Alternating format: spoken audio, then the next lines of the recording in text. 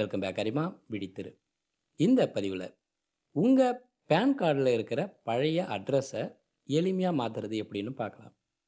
https://www.utiitsl.com வெப்சைட்டை open பண்ணுறேன். இதில் பேன் கார்டு சர்வீசஸ் ஆப்ஷனை கிளிக் பண்ணுறேன். ஐடி டிபார்ட்மெண்ட்லேருந்து ஒரு நோட்டிஃபிகேஷன் வந்திருக்கு. அதாவது பேன் கார்டு தொடர்பான சேவைகளை நீங்கள் யூஸ் பண்ணணும் அப்படின்னா UTIITSL மற்றும் புரோட்டீன் இந்த 2 நிறுவனங்களை மட்டும்தான் நாங்கள் அதிகாரப்பூர்வமாக நியமிச்சிருக்கிறோம் அப்படின்னும் மற்ற யாரையும் நியமிக்கலை அப்படின்னும் கொடுத்துருக்காங்க. சரி, ஓகே. அடுத்து கீழே facility for address update in PAN through eKYC mode ஆப்ஷனை கிளிக் பண்ணுறேன். என்னோடய பேன் நம்பரு, ஆதார் நம்பரு, என்னோடய மொபைல் நம்பரு, இமெயில் ஐடி எல்லாத்தையுமே இங்கே கொடுக்குறேன்.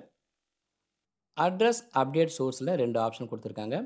ஒன்று Aadhaar base eKYC address update, 2வது டிஜிலாக்கர் அட்ரஸ் அப்டேட்டு. அதாவது உங்கள் பேன் கார்டில் இருக்கிற உங்களுடைய அட்ரஸை ஆதார் கார்டு மூலமாக மாற்ற போகிறீங்களா இல்லை டிஜிலாக்கர் மூலமாக மாற்ற போகிறீங்களா அப்படின்னு கேட்டிருக்காங்க. உங்களுக்கு எது பிடிக்குமோ அதை யூஸ் பண்ணிக்கோங்க.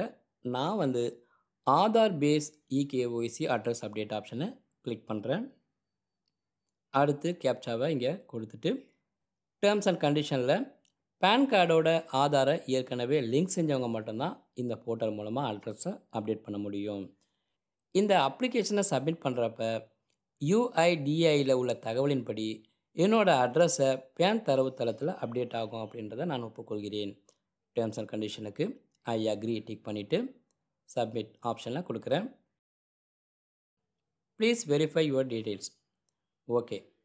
அடுத்து திரும்பவும் கேப்சாவை கொடுத்துட்டு ஆதார் ஒழுங்குமுறை விதிகளின்படி பேன் விண்ணப்பத்துக்காக என்னோடய ஆதார் விவரங்களையும் அடையாளத்தையும் eKYC மூலமாக நிரூபிக்கிறதுக்கு நான் ஒப்புக்கொள்கிறேன்.